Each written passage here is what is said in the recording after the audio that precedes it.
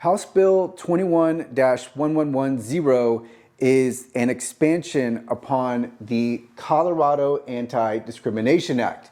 And in this expansion, the Governor's Office of Information Technology is given statutory authority to create standards. And these standards are going to apply to digital technology.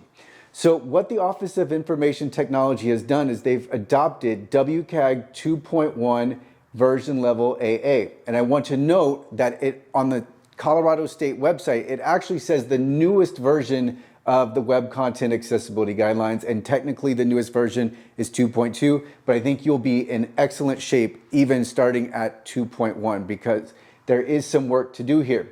Now, what are the Web Content Accessibility Guidelines? These are technical standards for web accessibility, and the principles that are in these standards are going to apply across all digital technology. So even though the standards are set for web assets, web-based assets, the principles are still going to apply across digital experiences.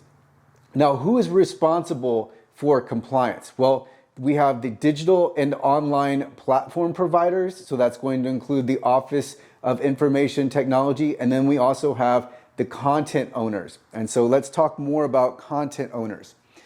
So first of all, this bill is going to apply to all technology, and I have all underlined because the Colorado State website does as well. So this is with emphasis that this is all technology, and that includes hardware, software, and technology that is both internal and external, as well as procured technology. So if you are purchasing software from someone else to use, then it's going to apply to that software as well. So I have here some examples that are pulled straight from the Colorado State website. You have websites, applications, kiosks, video and audio, and there's more. It's not limited to those things. So who is implicated? Well, we have state agencies. And so state agencies, there was a written plan that was due, and it's now past due because that plan was supposed to be turned in by July 1st, 2022. And then for state agencies, we're looking at WCAG 2.1 AA as the technical standards for conformance. And this is going to be for online content and materials. And so on the state website, we have text, links, images, forms, PDFs, documents, third-party applications. It's not limited to those items, but it's just to give you an idea of what types of content this law applies to. And then for local government entities, we have the same thing. And then with local government entities, there is a requirement to develop a plan, but you do not have to submit that plan. And again, the standard listed is the Web Content Accessibility Guidelines, version 2.1, conformance level AA.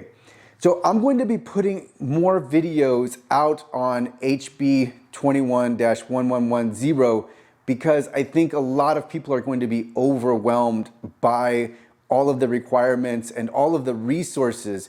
So the Office of Information Technology has put in a lot of work for this, and there are so many resources available, but it's easy to even become overwhelmed by the sheer volume of resources. So what I'm going to do is I'm going to streamline this and streamline it specifically for the state agencies and the local government entities so they can understand exactly what they need to do. Now, there is training for the Web Content Accessibility Guidelines on adacompliance.net. And so this training is specifically for the Web Content Accessibility Guidelines. But with accessible.org, I offer services, and I think this is going to be of particular importance because the July 1st, 2024 deadline for conformance is coming up very soon. And it's going to be difficult to work through training if you haven't already, and then trying to make all of your different assets and content accessible. Really, this was something that needed to be started at ASAP because this type of stuff just takes time to get through. And so if you do need services for compliance, accessible.org can help you with not only an audit, but also remediation and user testing so that you can ensure conformance on your digital websites, on your digital assets, including your website. So that's going to be available, but I'm also going to include resources below, and then feel free to reach out to me if you have any questions. Of course, the Office of Information Technology has made their email widely available, and they are definitely a resource to reach out to. But I'm going to work to provide checklists and simplify this for the government entities and for the state agencies, because there's just a lot to work through. And I think what needs to happen is you need to have a service ASAP, because this needs to be done right now. Even if you were to get a done for you service like you would at accessible.org, it's still going to take probably at least 1 month to get through. And this is it just depends on how many assets there are. So if it's just one website, you're probably looking at 2 months to get through an audit and remediation and user testing. And then, of course, that timeline expands the more assets there are.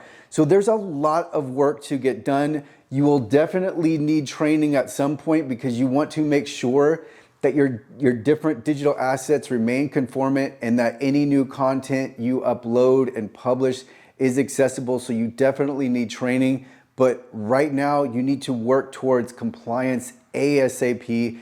And this bill doesn't apply to all technology. So there is a lot of work to do.